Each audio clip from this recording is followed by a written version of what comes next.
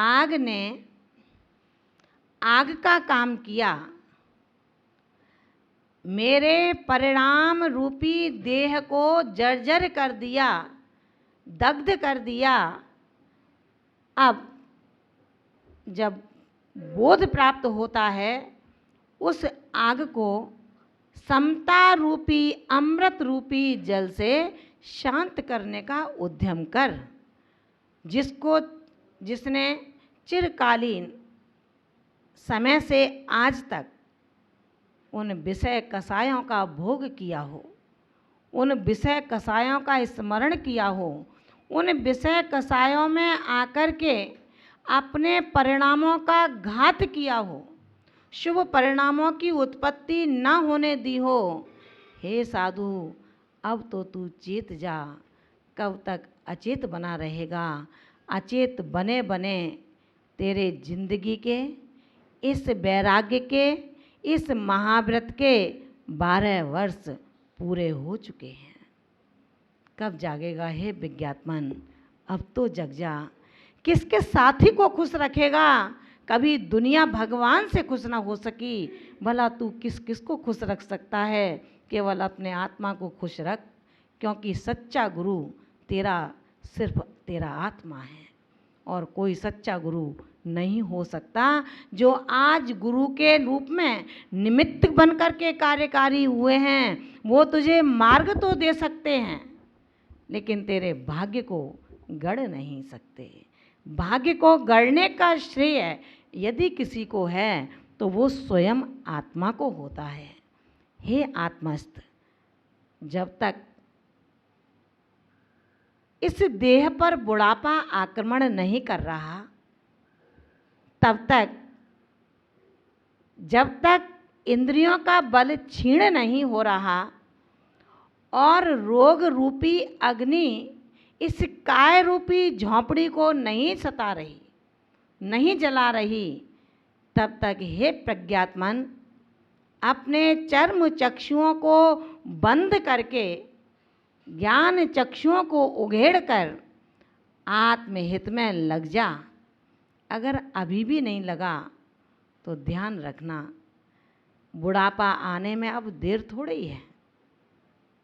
वो लपक कर खड़ा हुआ है कि कब युवा से अधेड़ और अधेड़ से अंतिम सीमा पूरी हो और मैं जाकर के अपना साम्राज्य स्थापित कर दूं। जब युवा अवस्था में तू संभल नहीं पाया, अधेड़ अवस्था में भयभीत नहीं हो पाया, तो क्या विश्वास करता है जब बुढ़ापा आएगा, कहीं आंखें कमज़ोर होंगी तो कहीं बत्ती सी हिल रही होगी, कहीं सिर की नसें चिपक गई होंगी तो कहीं नाक की हड्डियां बढ़ गई होंगी, उसमें तू कितना सावधान रहेगा, कितना सहन करेगा, कितना आसाता का उदय मान करके समता को जन्म देगा। जो युवा में नहीं चेत पाया, अधेड़ में नहीं चेत पाया, वो भला वृद्धावस्था में क्या चेत सकता है? जब अग्नि लगी गई, आकाश को छूने लगी, कौन सी ऐसी दमकल आएगी जो उसकी अग्नि को शांत कर पाएगी? ध्यान रखना हे सुधी साधको,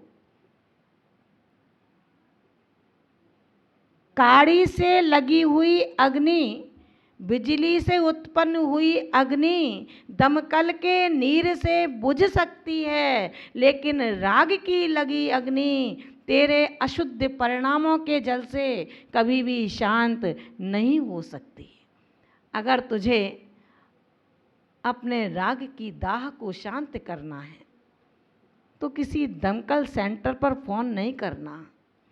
अगर कहीं फ़ोन करने की ज़रूरत है तो करो उस पार्लियामेंट में जहाँ समता की दमकलें खड़ी हुई हैं, उस पार्लियामेंट में जो दूर नहीं हैं, केवल मौन रूपी फोन तेरे आत्मरूपी पार्लियामेंट में शुभ परिणाम रूपी दमकलों से, समता के नीर से जो भरी हैं, वो राग रूपी अग्नि को शांत करने में कार्यकारी सिद्ध होंगी।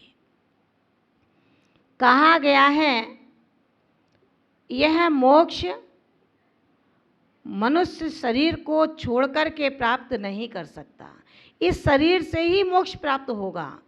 तो इस शरीर की उपादेयता अपने लिए इतनी अधिक है, हम इस शरीर को जब तक साध्य की प्राप्ति न हो तब तक जब तक साधक के रूप में हम हैं, एक दिन ऐसा भी आना है साध्य साधक में भेद नहीं रहेगा, ध्येय ध्याता और ध्येय में भेद नहीं होगा। जो ध्याता है वो ही ध्यान है, जो ध्यान है वो ही ध्येय है। जिस दिन इसमें एकीकरण हो जाएगा, एक मिकता हो जाएगी, सच मानना उस दिन ही तेरे परिणामों की सुकृति का शुभारंभ हो जाएगा।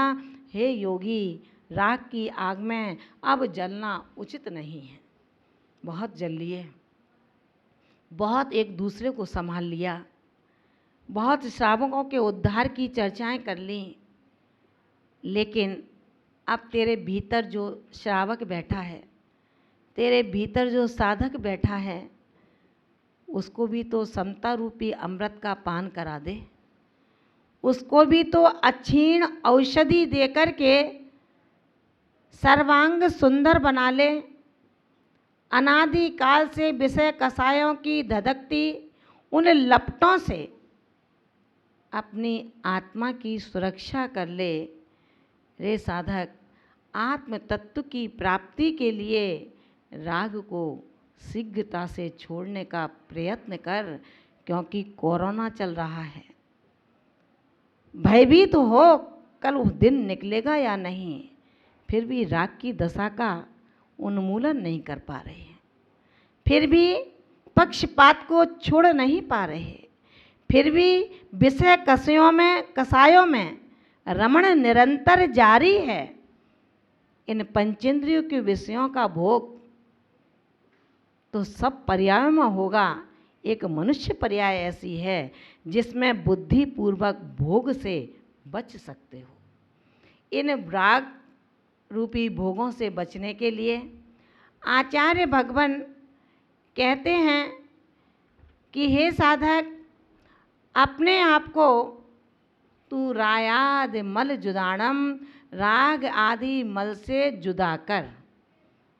और जुदा वो ही करता है जिसने अपने भावों का श्रृंगार कर लिया है। भावों के विकृति से जब कान में रहने वाला तंदुल मक्ष 7वें नरक की 33 सागर की आयु को भोगता है, तो भला जो द्रव्य और भाव दोनों से ही भोग कर रहा हो, उस मगरमच्छ की कहानी का कहना क्या है। अपन उस मगरमच्छ के लिए परेशान ना हो, लेकिन तेरे अंदर जो परिणामों के दुर्भावों का मगरमच्छ बैठा है, उस मगरमच्छ से बचने की कोशिश कर, नहीं तो उस मगरमच्छ का संसर्ग तुझे लवण समुद्र में ले जा करके 1000 योजन की अवगाहना प्रदान कराएगा। स्वयंभू रमण समुद्र में 1000 योजन का की अवगाहना का प्रमाण वाला मगरमच्छ बना करके नाना जीवों की हिंसा का कारण होकर के नरक का वास करा देगा। और वो नरक का वास वर्ष 2 वर्ष 10 वर्ष 100 वर्ष का नहीं, वरन 33 सागर का पूरा पूरा भोग करना होगा। हे साधकों, परिणामों की निर्मलता का आचार्य भगवान ने बहुत ही सुंदर उपदेश दिया। अपने आदर्श को, अपने आईने को, अपने दर्पण को, अपने हृदय को आप विशुद्ध तब बना सकते हैं जब विशुद्ध वातावरण में रहेंगे।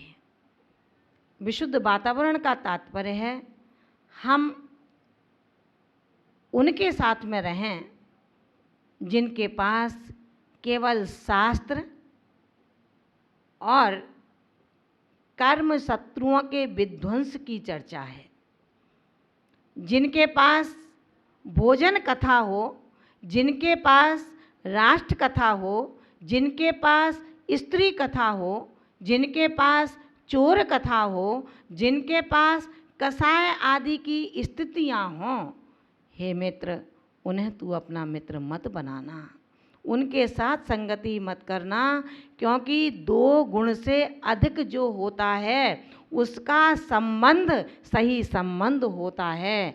जो गुणों में हीन हो उसको तो कन्या वाला भी अपनी कन्या नहीं देता। जब देह व्यापार में इतना समझदारी बरतता है तो ये तो आत्मा का व्यापार है।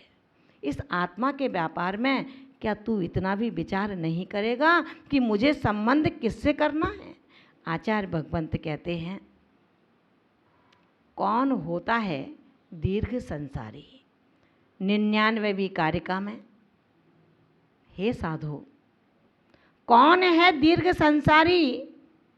श्रावकत्व अवस्था में आप अपने दीर्घ संसार को अगर छोटा करना चाहो, आचार्य भगवंत कहते हैं, वो ही हो जाएगा जो ना यहाँ का रहेगा और ना वहाँ का रहेगा।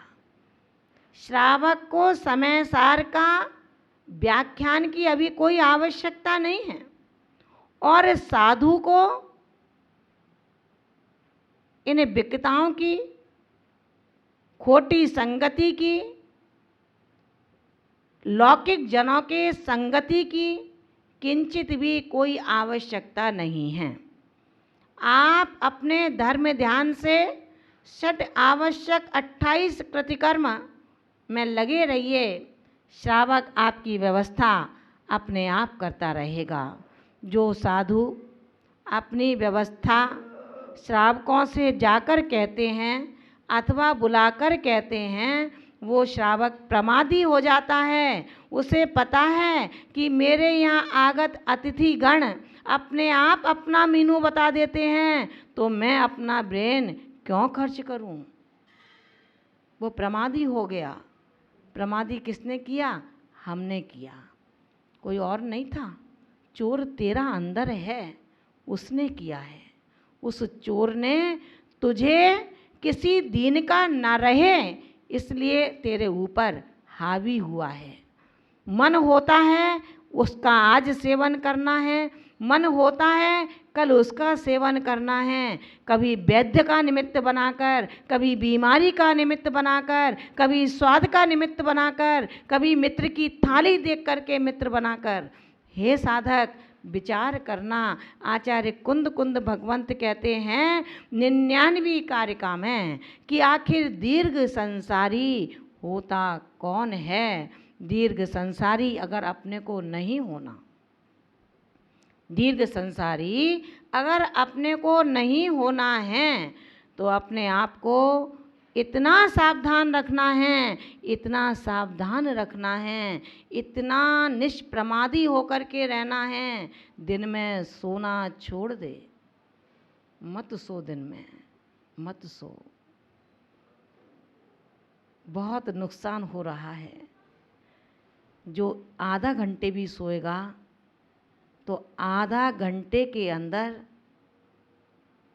सच मानना, इष्टोपदेश की समस्त कारिकाओं का तू स्मरण कर लेगा।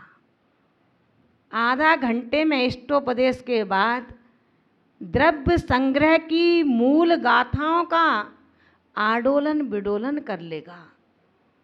इन ग्रंथों में इतना तल्लीन हो जा, तेरी ग्रंथियां शिथिल पड़ जाएं। जब ग्रंथियां शिथिल पड़ जाएंगी, ये शरीर तो तोड़ेगा, ये शरीर तो मोड़ेगा, ये शरीर तो तुझे नरक में ले जाने के लिए तैयार है। क्या जाना है अपने को? भैंस बनना है, बकरी बनना है? विचार करना। अगर मुझे ऐसा नहीं होना, इन पर्यायों में नहीं जाना, अपना डिमोशन नहीं करना। प्रमोशन करने वाला हर नौकरी पेशा अच्छे काम करता है, ईमानदारी से करता है, जैसा उसका बॉस कहता है, कंपनी मालिक कहता है, उस तरह चलता है। कंपनी मालिक ने कहा कि ये कार्य कल तक मुझे पूरा चाहिए, वो 2 घंटे में पूरा कर देता है। ये प्रमोशन के नमूने हैं। मेरे आत्मगुरु ने कहा कि यदि सो जाएगा तो ध्यान रखना रे साधक, प्रमोशन नहीं होगा तेरा। अगर प्रमोशन करना है तो ये खिड़की तो झुकेंगी, ये हाथ के डंडे तो टूटेंगे, कमर का धनुष तो मुड़ेगा, लेकिन तुझे ध्यान रखना है ये तेरे शरीर के अवयव हैं, ना कि शरीर रूप आत्मा है। आत्मा के मुताबिक शरीर चलेगा, ना कि शरीर के मुताबिक आत्मा चलेगा। जिन्होंने इच्छाओं को जीत लिया है, जिन्होंने ममकार भावनाओं को जीत लिया है, जिन्होंने राग की आग को दबा दिया है, चिंतन की शैली में चिंता को भंग कर दिया है, योगों की सैया पर भोगों को तिलांजलि दे दी है, ज्ञान के आवरण को उद्घाटित करके अज्ञान को मिटा दिया है, अंधकार को चीर करके ज्ञान से प्रकाशित उद्योतन कर दिया है। ऐसा आत्मा, ऐसा साधक, वो चाहे आर्य का रूप में हो और चाहे मुनि रूप में हो, इसके लिए पर्याय बाधक नहीं है कि स्त्री पर्याय है या पुरुष पर्याय है। इसके लिए कोई बाधा नहीं है। आप सामायिक उत्कृष्ट कीजिए, शक्ति नहीं है मध्यम कीजिए, उससे भी ज़्यादा शक्ति नहीं है तो जघन्य करो, लेकिन सामायिक के समय सामायिक होनी चाहिए। अध्ययन करने के लिए उन ग्रंथों का अवलंबन लें जो ग्रंथ पूर्वाचार्यों के द्वारा लिपिबद्ध किए गए हैं। उन ग्रंथों का अवलंबन लें जो आपके पद और कक्षा के अनुकूल हैं। अगर हम इन सब का ध्यान रखते हैं, पद के अनुसार चलते हैं, तो सच मानना साधक मित्रों, वो दिन दूर नहीं है जब इसी भरत क्षेत्र में अयोध्या नगरी जो छोटी सी दिखाई दे रही है, ये 12 योजन की दिखाई देगी, जिसमें उन सभी पुण्यात्माओं का जन्म होगा। वही तो भारत की पुण्य वसुंधरा है। इसलिए अगली कारिका के लिए हम अपना मन बना लें, दीर्घ संसारी आखिर कौन होता है।